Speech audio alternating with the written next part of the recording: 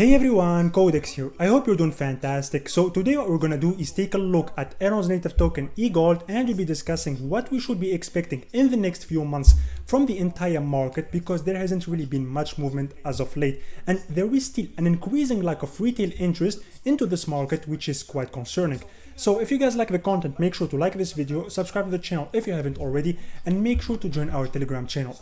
So this past week hasn't been exciting at all in terms of price action, and we haven't really seen much from Elrond or from the entire cryptocurrency asset in general. I mean, we mainly kept ranging sideways in this area between 85 and 100 US dollar this past week, and that's somewhat expected because we know that this area is a high volume node, and we know that high volume nodes, which by the way are areas where there is quite a shock between buyers and sellers, act as a magnet. They usually try to pull up the price towards them, and escaping these high volume nodes is quite tough, and it usually takes a lot of time.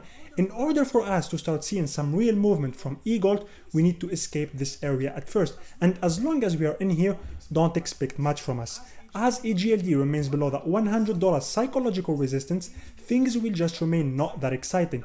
Now, if you take a look at the Phoenix Ascending indicator on the daily time frame, we can see that the blue LSMA and red RSI are trending up, and they are actually trying to push up above the mid-yellow line, which is a decent sign. What we need in the next few days is the blue LSMA and red RSI to just keep trending to higher levels, and we need them to go up above the mid-yellow line. And if that happens, then that would be a sign that the downward pressure is over and that the upward pressure and the bullish momentum are back, at least on the midterm. Look, keep in mind that I'm not saying that the bullish momentum is here yet. I'm just saying that the bearish momentum is slowly coming to its end on this time frame, and we know that whenever the blue and red lines go up high and they trend above the level of 50, we experience a strong uptrend, and we've had that happen several times already in the last 12 months. Let me show you what I mean. Look, back in here, for example, we had a strong bearish momentum for a couple of weeks, but as soon as the blue LSMA and red RSI trended up high and they started racing to higher levels, our price just shooted up from about 125 bucks to over 210 US dollars in a few weeks. And I remember this move very well because we made a bullish video back then despite being bearish most of the time. Now in here, we have also had the same thing happen. I mean, look how when the blue LSMA and red RSI trended up high, the price simply exploded to the upside. And even if we go to last year, we can see the same thing happening multiple times. And this is why I'm excited to see if the blue LSMA and red RSI will manage to go up high above the yellow line, of course, in the next 2 to 3 days. Long term, I hate to break it to you, but things still look very bad. I do honestly expect some lower price levels in the next 2 to 3 months just based on the sentiment, but always remember that you can't really go down in a straight line unless it's Luna or UST. And just by looking at the bull market support band, we can see how far away we are from it. We've got rejected in here and also in here a few months ago while trying to reclaim that bullish momentum. And I did say multiple times in the past that as long as we are getting rejected from this bull market support band, we can't mention a bull run. It simply doesn't add up.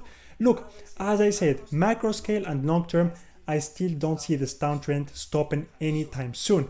It's just that based on the fundamentals, I don't see us having a strong move up or new all-time highs this year or whatever ideas others want to sell you. And we made that clear since the start of this year. 2022 wasn't meant to be good, and this was quite obvious, and if you still can't see that, then you've really got a serious problem with investing.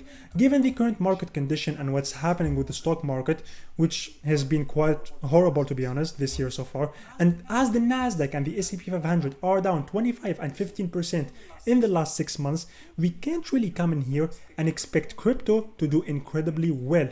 You can't wait for your altcoin to give you crazy returns when other assets are having a rough time. So, in my opinion, this downward pressure will continue on the macro scale. However, short term and mid term, I do honestly expect us to reclaim that $100 level sometime soon. So that was about it guys for today. Thanks for sticking by till the end. Don't forget to like this video, subscribe to the channel if you haven't already. Have a nice day and see you in the next video. Bye bye.